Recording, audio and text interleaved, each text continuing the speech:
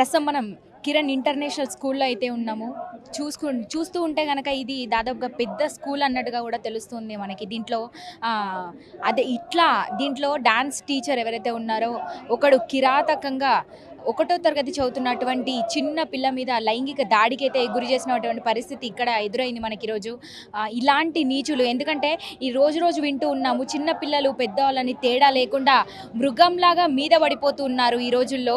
అసలు వీళ్ళకి తప్పు చేసినప్పుడే శిక్ష వేయాలి, తప్పు చేసినప్పుడే నడి రోడ్డు మీద ఉరి తీయాలి, లేదా కాల్చి పడేయాలి అన్న సెక్షన్ ఏదైతే తీసుకొస్తారో ఆ రోజున తప్పు చేయడానికి ఇంకొకడు భయపడేటువంటి అవకాశం అయితే ఉంటుంది.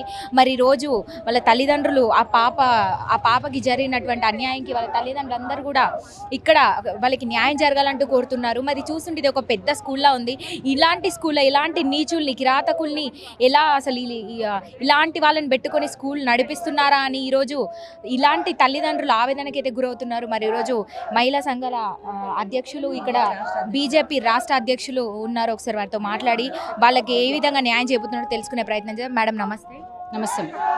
అసలు ఏంటండి, చూస్తుంటే పెద్ద స్కూల్లో అనిపిస్తుంది. ఇలాంటి ఒక స్కూల్లో డాన్స్ టీచర్ ఒక చిన్న పిల్ల మీదకి, 1వ తరగతి చదువుతున్నటువంటి పిల్ల మీదకి లైంగిక దాడికి గురి చేయడం అనేది చాలా బాధాకరం. అసలు ఇది ఒక కిరాతకం అని చెప్పొచ్చు. దీని మీద అసలు మీరు ఎట్లా స్పందిస్తున్నారు? ఇలాంటి వాళ్ళని ఏం చేయాలంటారు? మన ప్రభుత్వము ఫాస్ట్ ట్రాక్ కోర్ట్స్ నిర్మించి దాని ఇంప్లిమెంట్ త్వరగా చేసి ఉంటే ఇట్లాంటి ఒక్కడికి శిక్ష పడి ఉంటే ఇట్లాంటి పునరావృతం కాదు. ఎందుకంటే బయట ఎన్ని జరుగుతున్నాయో లెక్క లేకుండా ఉన్నాయి. ఆల్మోస్ట్ ఇప్పుడు మల్కాజ్గిరికి సంబంధించి 120 కేసెస్ ఆల్రెడీ రిజిస్టర్ అయ్యి ఉన్నాయి. ఇంకా రిజిస్టర్ కానీ ఇంకెన్ని ఉన్నాయో మీరే ఆలోచించవచ్చు. ఎందుకంటే ఒక్కసారి ఫాస్ట్ ట్రాక్ కోర్ట్స్ అనేది ఇంప్లిమెంట్ త్వరగా అయ్యి ఒకరికి శిక్ష పడితే ఇట్లాంటి వాళ్ళకి ధైర్యం సరిపోదు, ఇట్లాంటివి చేయడానికి ధైర్యం సరిపోదు. ఎందుకంటే ఏవి జరగట్లేదు కాబట్టి వీళ్ళకి ఇంత ధైర్యం వస్తుంది చేయడానికి. పసిపిల్లలు కదా, వాళ్ళు వెళ్ళి ఏం చెప్పలేరు అనే ఒక ఇంటెన్షన్తో పసిపిల్లల్ని టార్గెట్ చేస్తారు. కానీ కొంచెం కూడా జ్ఞానం లేనిది ఏంటంటే వాళ్ళ ఇంట్లో కూడా పిల్లలు ఉన్నారు కదా, వాళ్ళు కూడా సేమ్ ట్రామా ఫీల్ అవుతారా అనే ఆలోచన ఎవ్వరికి లేకుండా పోయింది. సివిక్ సెన్స్ అనేది మన సమాజంలో లేకుండా పోయింది. ఏమైనా ఏదైనా వచ్చినప్పుడు రియాక్ట్ అవ్వడమే కానీ దాని తర్వాత దాని చర్యలు ఎట్లా తీసుకోవాలనే ఆలోచన ఏమీ లేదు. మేనేజ్మెంట్ది కూడా చాలా తప్పు ఉంది. ఇప్పుడు అడిగితే సీసీ కెమెరాస్ లేవంటున్నారు. తర్వాత పేరెంట్ కోర్ కమిటీ ఏం లేదు ఇన్పుట్స్ తీసుకోవడానికి, లేకపోతే ఇన్పుట్స్ నెక్స్ట్ దాన్ని ఎట్లా డెవలప్ చేయాలని ఏమీ లేదు. తర్వాత లేడీ ఇన్స్ట్రక్టర్ కంపల్సరీ ఉండాలి. How can male person touch any bye అయినా కానీ గర్ల్ అయినా కానీ టచ్ చేసే హక్కు ఎవరికీ లేదు. అట్లాంటివి తీసుకొచ్చి ఒళ్ళో కూర్చోబెట్టుకుంటారు, గడదలు కాస్తున్నారు వీళ్ళు. నాకు అర్థం కాదు. ఇట్లా ఆల్రెడీ ఇదివరకు 2-3 పిల్లలు అట్లా చెప్పినప్పుడు వీళ్ళు యాక్షన్ తీసుకోకపోవడం వీళ్ళు చేసిన తప్పు. అండ్ ఒకసారి రిక్రూట్ చేసుకుంటున్నప్పుడు వాళ్ళని ఏ బేసిస్ మీద చేసుకుంటున్నారు, వాళ్ళ పాస్ట్ హిస్టరీ ఏందనేది తెలుసుకొని రిక్రూట్ చేసుకో. స్కూల్ రెప్యుటేషన్ పోతుందన్న కారణంగా ఇవన్నీ దాచిపెడుతున్నారా కావాలని? అయ్యుండొచ్చు. ఎందుకంటే 11వ తారీఖు జరిగిన ఇన్సిడెంట్ ఇప్పుడు లైమ్ లైట్లోకి వచ్చింది అంటే దాని అర్థం అదే కదమ్మా. 3 రోజులు ఏం చేసినారు? 3 రోజుల నుంచి దాన్ని సప్రెస్ చేసే ప్రయత్నమే కదా ఇది. ఇప్పుడు నిన్న అది బయటకు వచ్చింది, ఎందుకంటే పాప కండిషన్ బాగాలేక బయటకు వచ్చింది కాబట్టి ఇది తెలిసింది. అదే ఉండుంటే ఇదే కంటిన్యూ అవుతుండే కదా. సో పేరెంట్స్ కూడా ఇది ఇప్పుడు జరిగిందనేది వదిలేయకుండా నెక్స్ట్ వాళ్ళ మెజర్స్ ఏంటి అండ్ ఎప్పటికప్పుడు వాళ్ళ స్కూల్ మేనేజ్మెంట్తో మాట్లాడి ఎప్పటికప్పుడు ఇష్యూస్ అడ్రస్ చేయడమే కానీ వాళ్ళకి ఏం రిక్వైర్మెంట్స్ ఉన్నాయో అనేది కూడా చూసుకోవాలి. ఎస్పెషల్గా ప్రైమరీ సెక్షన్స్ హ్యాండిల్ చేసినప్పుడు లేడీ ఇన్స్ట్రక్టర్స్, లేడీ టీచర్స్ ఉండాలి అని చెప్పేసి మేము కూడా ఇప్పుడు అక్కడ గట్టిగా డిమాండ్ చేయడం జరిగింది. ఏం అసలు దీని మీద రియాక్షన్ కానీ ఏమైనా స్పందించిందా మేనేజ్మెంట్? లేదు. ఇప్పుడు వాళ్ళు స్పందించకపోతే స్పందించలేక మేము కూడా చేస్తాం. ఎందుకంటే ఎక్కడ సేఫ్టీ లేకుండా పోతుంది. పిల్లలు ఇంకెక్కడికి వెళ్ళాలమ్మా? స్కూల్కి వెళ్ళొద్దు, ఇంటి దగ్గర ఆడుకోవద్దు, బయటికి వెళ్ళొద్దు అంటే ఇంకెక్కడ వాళ్ళకి సేఫ్టీ ఎక్కడ ఉంది? సో సేఫ్టీ మెజర్స్ స్కూల్ మొత్తాన్ని యాజమాన్యాన్ని తప్పు ఉన్నట్టుగా వాళ్ళు ఒప్పుకుంటున్నట్టే భావించవచ్చా? యాజమాన్యంది తప్పు ఉంది అని వాళ్ళు ఒప్పుకోకపోయినా కానీ ఇక్కడ వాళ్ళది ఎంతో అంత వాళ్ళది కూడా డీవియేషన్స్ ఉన్నాయి, వాళ్ళది కూడా ప్రమేయం ఉంది. ఎందుకు అంటే ఏవి పని చేయట్లేదు, అది చేయట్లేదు, ఇది చేయట్లేదు అని చెప్పేదానికి ఎస్కేప్ చేయడానికి లేదు. వాళ్ళ దగ్గర నుంచి స్టాఫ్ ఎట్లా ఉన్నారు, అట్లీస్ట్ వాళ్ళని స్టాఫ్ని పర్మనెంట్ చేసే ముందన్నా వాళ్ళని మానిటర్ చేయాలి. వాడి బిహేవియర్ ఎట్లా ఉంది, ఎవ్రీథింగ్ షుడ్ బి మానిటర్డ్. అట్లాంటి మానిటరింగ్ కంపల్సరీ ఉండాలి ప్రతి స్కూల్లో. ఇప్పుడు మేడం రోజుకి అంటే ఇలాంటివి మనం రోజు చూస్తున్నాం, ఎన్నో పెరిగిపోతున్నాయి, 100ల సంఖ్యలో పెరిగిపోతున్నాయి. ఈరోజు ఇక్కడ ఒక చోట అని కాదు, పిల్లలు స్కూల్కి పంపాలన్నా లేదా ఆడపిల్లని బయటికి పంపాలన్నా కూడా భయపడిపోతున్నారు, వణికిపోతున్నటువంటి పరిస్థితి. ఇట్లా ఉంటే ఎలా అండి ఆడపిల్లలు రోడ్డు మీదకి వచ్చేది ఎలా? అసలు ఈ సమాజంలో ఎట్లా ఉంటుంది అసలు వీళ్ళకి? అందుకనే ప్రభుత్వాన్ని క్వశ్చన్ చేయాలి. మీరు మమ్మల్ని ఎందుకు క్వశ్చన్ చేస్తున్నారు? As a media this thing మేము ఖచ్చితంగా ప్రభుత్వం మేము ఆల్రెడీ 20 రోజుల క్రితమే అరాచకాలు అన్యాయాలు పిల్లల మీద ఎక్కువ జరుగుతున్నాయని సెక్రటేరియట్ దగ్గర ధర్నా చేయడం జరిగింది భారతీయ జనతా పార్టీ మహిళా మోర్చా నుంచి. అది చూసినాక తెల్లారి మన రేవంత్ రెడ్డి గారు రియలైజ్ అయ్యి ఒక ప్రెస్ మీట్ పెట్టడం జరిగింది. సమాజంలో అత్యాచారాలు అన్యాయాలు ఎక్కువ అవుతున్నాయి, దాన్ని అరికట్టే ప్రయత్నం చేస్తాము అని చెప్పేసి ఒక స్టేట్మెంట్ కూడా పాస్ చేశారు. కానీ ఇంతవరకు దానిపైన ఏ చర్య లేదు. ఉన్న హోమ్ మినిస్ట్రీ కూడా ఆయన చేతిలో పెట్టుకున్నారు. అది దేనికి ఉందో హోమ్ మినిస్ట్రీ కూడా ఎవరికి తెలియదు. లా అండ్ ఆర్డర్ ప్రాపర్గా వర్క్ చేసి వీళ్ళకి ఇమీడియట్గా శిక్షలు పడేటట్టు అయితే ఎందుకు ఇవన్నీ ప్రతి ఒక్కరు భయపడి చావాలి. అట్లాంటి చట్టాలు మీరు ఎందుకు తీసుకొస్తలేరు? షీ టీమ్స్ ఎక్కడ పనిచేస్తున్నాయి షీ టీమ్స్? ఇప్పుడు మేము వెళ్తూ ఉంటాం కదండి, ఇలాంటి కేసులు ఎన్నో చూస్తుంటాం. వాళ్ళు మమ్మల్ని ప్రశ్నిస్తున్నారు, ఇలాంటి వాళ్ళ మీద మాట్లాడడానికి కాదు, వాళ్ళని నడి రోడ్డు మీద ఉరి తీసి అప్పుడు మా దగ్గరికి రండి, అప్పుడు మాట్లాడతాం. వీళ్ళని జైల్లో పెట్టి మేపి ఇట్లాంటివి ఎందుకు చేస్తున్నారు అంటూ కూడా ప్రభుత్వం దృష్టికి తీసుకెళ్లాలంటూ మాట్లాడుతున్నారు. ఈరోజు ప్రతి ఒక్కరు క్వశ్చన్ చేస్తున్నారు. చర్యలు ఒక్క విషయంలో 1-2 విషయాలలో తీసుకున్నట్టయితే మిగతా వాళ్ళు భయపడతారు కదా. వీళ్ళు ఏం తీసుకోకపోవడమే కదా ఈ రీజన్. రోజు రోజు కరాచకాలు ఎక్కువైపోతున్నాయి. మీరేమంటారండి? యాజ్ ఎ హైకోర్టు అడ్వకేట్ ప్రాక్టికల్గా మీకు కొన్ని విషయాలు చెప్పాలమ్మా. ఒక్క రాచకొండ కమిషనరేట్లోనే గడిచిన 6 నెలల లోపల 230 కేసెస్ రిజిస్టర్ అయితే అందులో only 120 are charge sheeted. Okay, so మనకి 2012లోనే ఈ పోక్సో చట్టం అనేది వచ్చింది. అంటే టిపికల్గా చిల్డ్రన్ని ప్రొటెక్ట్ చేయాలా అనేసి, అంటే వచ్చి చాలా కాలం అయింది. 4 ఏళ్ల క్రితం ఏమైందంటే ఫాస్ట్ ట్రాక్ స్పెషల్ కోర్ట్స్ తీసుకుని వచ్చినాం, FTSCs అనేసి. ఇది కాక ఒక తెలంగాణ లోపటే మనకి 36 ఫాస్ట్ ట్రాక్ కోర్ట్స్ ఉన్నాయి, 9 పోక్సో కోర్ట్స్ ఉన్నాయి. అయితే పెండెన్సీ చాలా ఎక్కువ ఉన్నది, ఎందుకంటే చాలామంది హ్యూమిలియేషన్కి గురవుతారు, బయటికి రారు. So my humble request is, ఒక వ్యవస్థ ఎఫెక్టివ్గా పనిచేయాలంటే సిటిజన్ రెస్పాన్సిబిలిటీ, అంటే ప్రతి వాళ్ళు కూడా ఆ బాధ్యత ఫీల్ కావాలా. ఏది నిజం ఏది అబద్ధం అనేది ఫస్ట్ తెలుసుకోవాలా. రెండోది ఏంటంటే వాడు ఎవడు అనేది దయచేసి రిపోర్ట్ చేయండి. రిపోర్ట్ చేయకుంటే వీడు ఇక్కడ మన మధ్యలోనే తిరుగుతూ ఉంటాడు, అదే ప్యాటర్న్ మళ్ళీ రిపీట్ అవుతూ ఉంటుంది. భారతదేశంలో మీరు గమనించినట్లయితే ఏ క్రైమ్కైనా కూడా గతంలో దాని లింక్ ఖచ్చితంగా ఉంటుంది. సో ఇక్కడ ఈ స్కూల్లో మనం చూసింది ఏంటంటే చాలా వరకు లూప్ హోల్స్ ఉన్నాయి, డీవియేషన్స్ ఉన్నాయి. మనం వాళ్ళతో డిస్కస్ చేయడం జరిగింది. కెమెరాస్ అప్గ్రేడ్ చేస్తున్నాము అందుకని జరగలేదు అని అంటే తప్పు. ఇంకొకటి ఏంటంటే కరాటే కావచ్చు, డ్యాన్స్ కావచ్చు, ఏదైనా కావచ్చు, తాకకుండా ఇచ్చే ఇన్స్ట్రక్షన్ అది ఎందుకు ఒళ్ళో కూర్చోబెట్టుకుని చెప్పాల్సి వచ్చింది అనేది మనకు basic point, that is evident on that. So చాలా డీవియేషన్స్ ఇవి ఉన్నాయి. ఈ ఒక్క ముచ్చట కాదు, ఈ ఒక్క స్కూల్ గురించి కాదు. పేరెంట్స్ చాలా ధైర్యంగా ముందటికి వచ్చిండ్రు. అయితే మీడియా కూడా వాళ్ళకి సహకారం అందించాలా. ప్రతి వాళ్ళు కూడా పిల్లలు వాయిస్ అవుట్ చేసే ఆ స్వేచ్ఛని వాళ్ళ ఇంట్లో కానీ బయట కానీ వాళ్ళకి ఏం జరిగిందనేది వాళ్ళు గ్యారంటీగా ఓపెన్గా మాట్లాడే వెసులుబాటు కల్పించాలి. Thank you so much.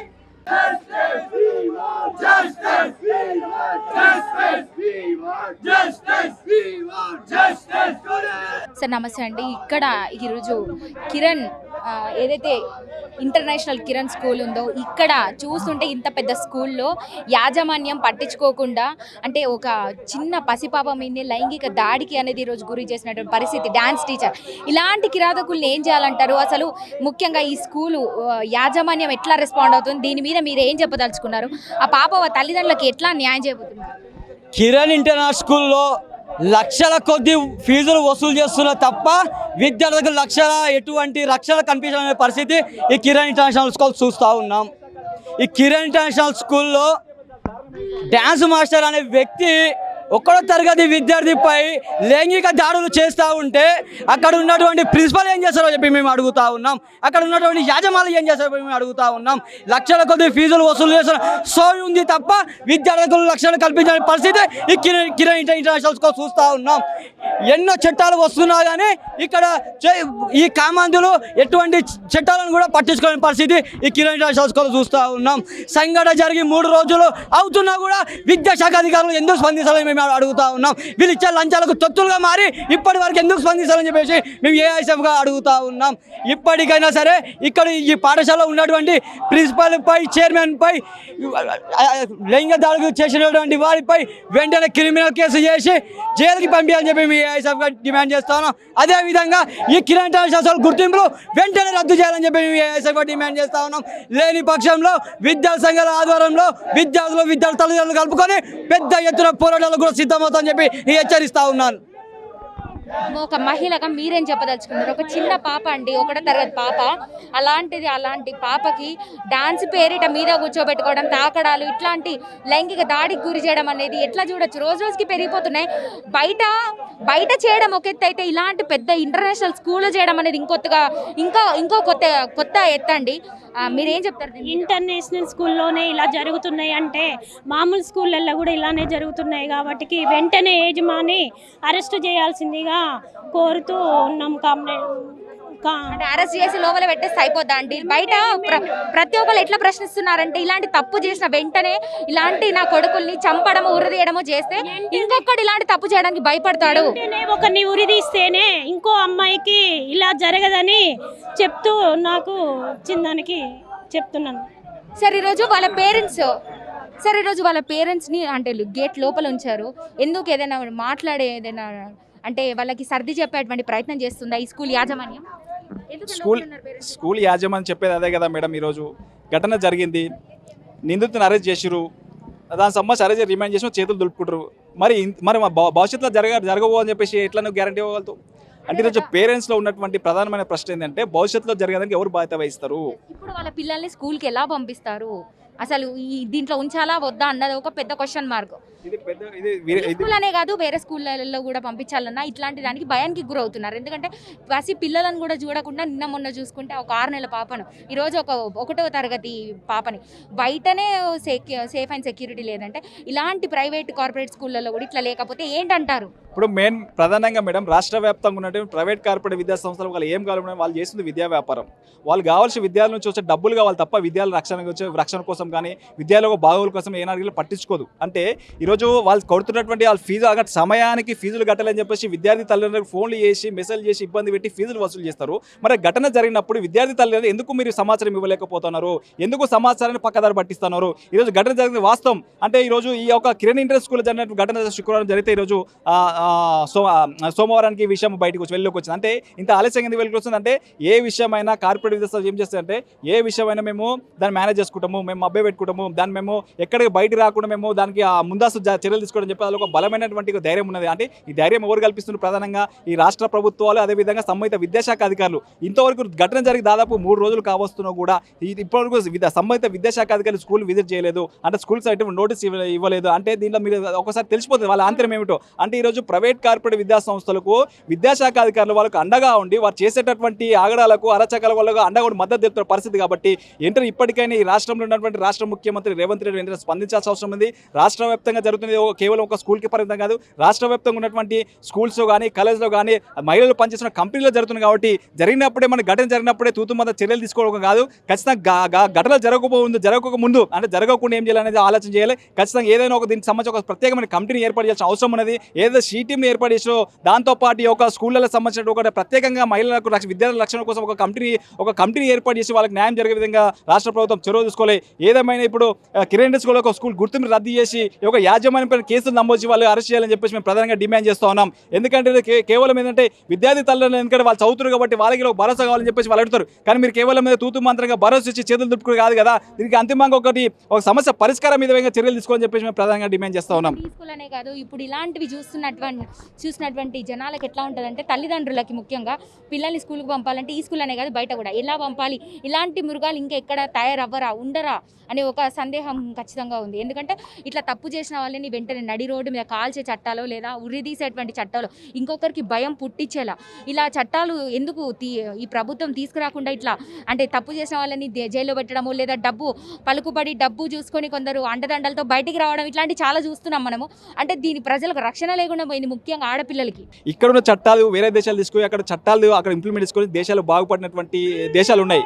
కానీ భారతదేశంలో ఉన్నటువంటి చట్టాలు ఏ దేశంలో కానీ ఈ భారతదేశం చట్టాలు కూడా దాన్ని ఇంప్లిమెంటేషన్ సరిగ్గా లేకపోవడం వల్ల ఏదో ఒక లూపోలు బయటకు వచ్చే పరిస్థితి. కాబట్టి మేమేమంటే రాష్ట్ర ప్రభుత్వాలు ఏదైనా సరే ఘటన జరిగినప్పుడు నిందితుని కఠినంగా శిక్షిస్తే ఇంకో ఘటన జరగకుండా దానికి సంబంధించిన అవకాశం ఉంటుంది. అంటే ఈరోజు ఘటన జరిగినప్పుడు కేవలం ఆ రోజులు మాత్రమే ఆ నెలలు మాత్రమే ఈరోజు రాష్ట్రంలో ఉన్నటువంటి విద్యార్థి సంఘాలు కానీ యువజన సంఘాలు కానీ మహిళా సంఘాలు కానీ రాజకీయ అన్ని రకాలుగా ఈరోజు ఉద్యమం చేస్తున్న రాష్ట్ర ప్రభుత్వాలు దానిపైన సంబంధించిన ఒక సీరియస్గా నిర్ణయం తీసుకునే పరిస్థితులు. కాబట్టి ఏదేమైనా ఉన్నటువంటి ఇటువంటి ఘటనలు జరగకుండా రాష్ట్ర ప్రభుత్వం ప్రత్యేక చొరవ తీసుకొని దీంట్లో ఒక ప్రత్యేక చట్టాన్ని తీసుకొచ్చి ఇమీడియట్లీ ఏదైతే ఘటన జరిగినప్పుడు ఏదైతే బాధిత విద్యార్థులకు కానీ విద్యార్థులకు అండగా ఉండి ఈరోజు న్యాయం చేసే విధంగా రాష్ట్ర ప్రభుత్వం వివరించి నిందితులను కఠినంగా శిక్షించే విధంగా ఒక చర్యలు చేపట్టాలని చెప్పేసి మేము రాష్ట్ర ప్రభుత్వానికి కూడా మేము డిమాండ్ చేస్తూ ఉన్నాం.